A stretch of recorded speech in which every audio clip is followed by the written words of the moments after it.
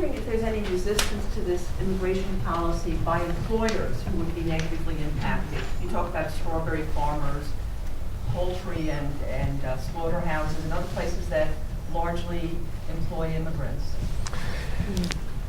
Yeah, I mean there have been complaints. In Maryland, the crabbing industry, I think most of the crabbing entities in Maryland this past spring were reporting that they couldn't do the work that they normally do because they didn't have workers. I've read about apple pickers in upstate New York.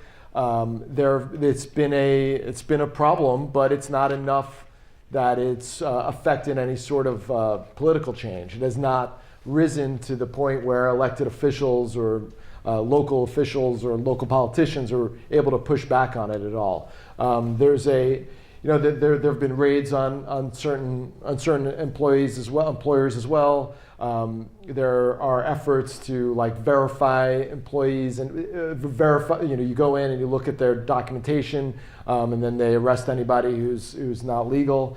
But it hasn't. You hear fits and starts of complaints, but I haven't seen it rise to any sort of political level in terms of actually creating some change. And the other thing is there's still 11 million undocumented immigrants in the country, and most of them are working. So it hasn't actually, it's affected certain employers, but it's not keeping people who are here and scared of ICE. It's not stopping them from going to work every day for the most part.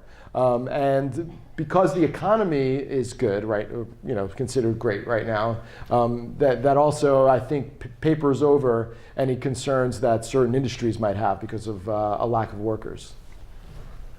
And we've had that situation even here in the city. You may recall a few months ago there was an article about a Catholic nursing home in the city that had, I think, 75 Haitian nurses' aides who are here on temporary protected status from Haiti.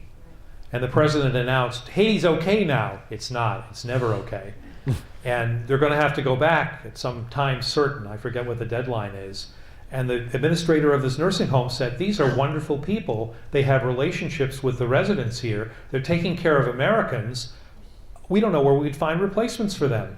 Who wants to do that work? And I'm an RN as well as a lawyer. And I can tell you, it's pretty hard and disgusting work in a lot of ways. And the people you find out there doing it, and you may have experience yourself with relatives who've had to have aides in the home or whatever, they're mostly foreigners.